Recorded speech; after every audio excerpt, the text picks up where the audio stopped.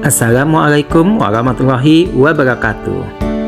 Kali ini saya akan memaparkan demonstrasi kontekstual penerapan segitiga restitusi modul 1.4 budaya positif oleh saya Andi Irawan SPD CGP Angkatan 11 Kabupaten Biren Provinsi Aceh. Apa itu segitiga restitusi?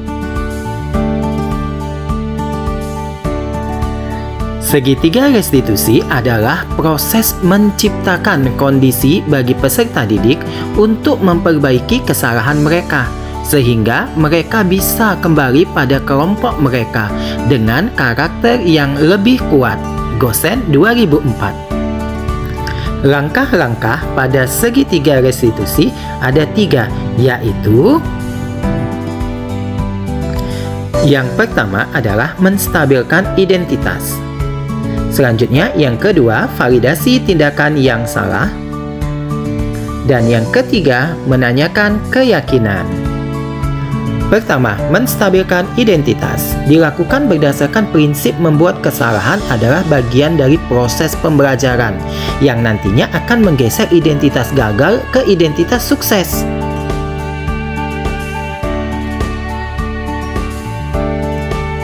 Yang kedua, validasi tindakan yang salah. Berdasarkan prinsip setiap perilaku berupaya memenuhi suatu kebutuhan tertentu, guru akan bergeser dari pemikiran stimulus respon menjadi proaktif sehingga dengan mengenali dan mengakui kebutuhan murid akan memperbaiki hubungan dengan murid. Dan yang ketiga adalah menanyakan keyakinan. Murid akan diberi pertanyaan-pertanyaan bermakna untuk memunculkan motivasi secara intrinsik sehingga mampu mengaitkan keyakinannya dengan tindakan yang salah. Selanjutnya kita masuk ke contoh yang pertama, kasus pertama, yaitu ada Cut, seorang siswa yang tidak terima pekerjaannya dicontek oleh temannya. Ia marah dan tidak bisa menahan emosinya. Berikut adalah skenario penyelesaian masalah menggunakan segitiga restitusi. Selamat menyaksikan. Assalamualaikum, Pak. Waalaikumsalam. Silakan masuk, Cut. Silakan duduk, Cut. Bapak memanggil saya. Iya, Cut. Gimana kabar Cut hari ini? Baik, Pak. Ada apa ya, Pak? Begini, Cut. Tadi Bapak mendapat laporan dari ketua kelas. Katanya Icut bertengkar ya dengan Ihsan. Ya, Pak. Benar. Saya kesal dengan dia. Tiap hari dia contek aja kerjanya. Bukan cuma PR kami aja yang diconteknya, tapi tugas-tugas lainnya juga. Kalau tidak diberi contekan, kami dibilangnya pelit. Subhanallah. Itu hal yang wajar, Icut. Mungkin kalau Bapak di posisi Icut, Bapak juga akan marah. Seperti Icut marah dengan Ihsan. Selanjutnya, terus apa yang Icut lakukan terhadap Ihsan? Saya marah-marah, Pak. Tanpa sadar saya merobek bukunya Ihsan. Oh, merobek bukunya Ihsan ya. Pastinya Icut punya alasan kan kenapa Icut merobek bukunya Ihsan? Ya, Pak, pastilah. Masa iya saya biarkan aja Ihsan seperti gitu. Tiap hari dia menyontek. Nggak mau berusaha sendiri. Saya capek-capek ngerjainnya. Ihsannya cuma tinggal jontek. Siapa nggak kesel coba, Pak? Subhanallah. Ya wajarlah kalau Cut merasa kesal karena Cut kan gak rela jika tugas yang udah Cut capek-capek buat si Ihsan dengan seenaknya aja mencontek dan menyalin tugas Icut. Bapak sangat menghargai tindakan Cut yang tidak lebih buruk dari apa yang Cut lakukan. Seperti misalnya Cut bermain fisik, menendang atau memukul Ihsan. Nah, sekarang coba Cut pikirkan ya. Dengan tindakan merobek bukunya Ihsan, apa sudah sesuai dengan keyakinan kelas kita, Cut? Tidak, Pak. Menurut Cut, keyakinan kelas apa yang telah Cut tidak patuhi dengan merobek bukunya Ihsan? Saling menghormati dan menghargai sesama teman, Pak. Nah, benar banget. Menurut Cut, menghormati sesama teman itu penting tidak? Penting banget, Pak. Baik, kalau menurut Cut itu penting, jadi keyakinan apa yang harus Icut lakukan pada saat kamu sedang marah atau emosi. Harus lebih sabar lagi, Pak. Oke, nah, Cut bersedia nggak memperbaiki masalah ini? Insya Allah, Pak, saya bersedia. Nah, kalau begitu, apa yang akan Icut lakukan untuk memperbaiki masalah ini? Sehingga kedepannya nanti nggak terulang lagi, Cut. Bersabar dan menahan amarah saya, Pak. Kalau ada teman yang menyontek, saya akan melaporkan kepada guru, Pak. Nah, itu baru tindakan yang tepat, Cut. Lain kali kalau ada teman yang memaksa Icut untuk memberikan hasil tugas Icut atau mencontek, jangan segan-segan untuk melapor sama Bapak kepada gurunya ya, Cut ya. Oke, tetap semangat dalam belajar ya, Cut ya. Karena permasalahan ini sudah selesai, Icut bisa kembali ya ke dalam kelas untuk mengikuti kegiatan pembelajaran selanjutnya. Terima kasih ya, Pak. Izin kembali ke kelas ya, Pak. Wassalamualaikum. Oke, silakan. Waalaikumsalam, Icut. Assalamualaikum warahmatullahi wabarakatuh. Perkenalkan, nama saya Cutanta Alia. Saya sangat senang dengan diajak berdiskusi oleh Pak Andi. Pak Andi berbicara dengan sopan dan baik. Saya mengakui kesalahan saya karena telah merobek kertas teman. Saya dan Pak Andi telah mendapatkan solusi. Saya berjanji tidak akan mengulangi kesalahan lagi. Terima kasih Pak Andi atas perhatiannya. Assalamualaikum warahmatullahi wabarakatuh. Selanjutnya, kasus nomor 2, yaitu ada seorang siswa bernama Ihsan yang sering datang terlambat sehingga banyak pelajaran yang tertinggal. Berikut adalah skenario penyelesaian masalah menggunakan segitiga restitusi.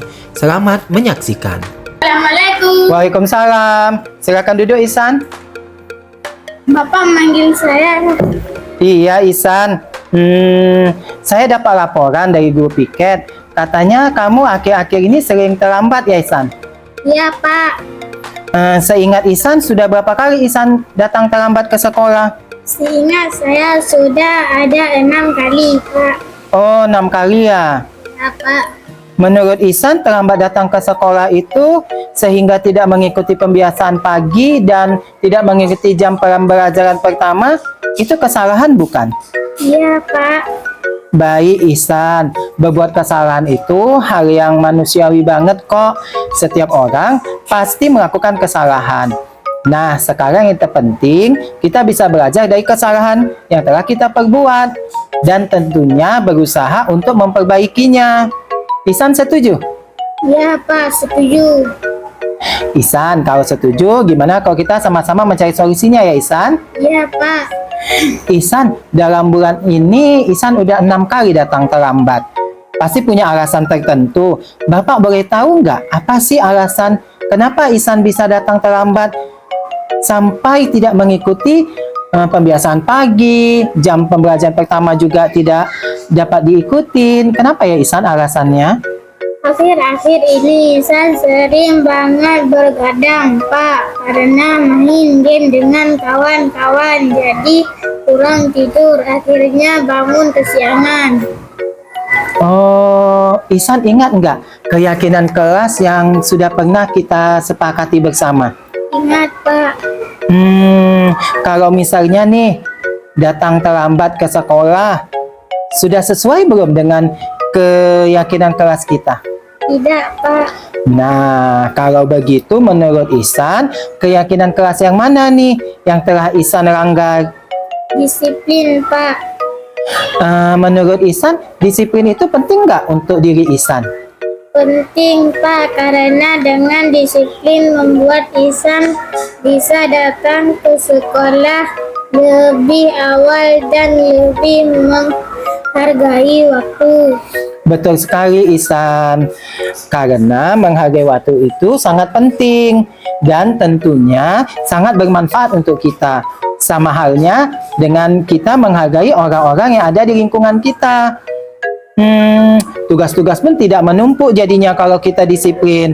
Dan kita juga bisa melatih rasa kepedulian kita. Iya, Pak, saya menyesal sudah sering datang terlambat ke sekolah dan tidak mengikuti pembiasaan pagi.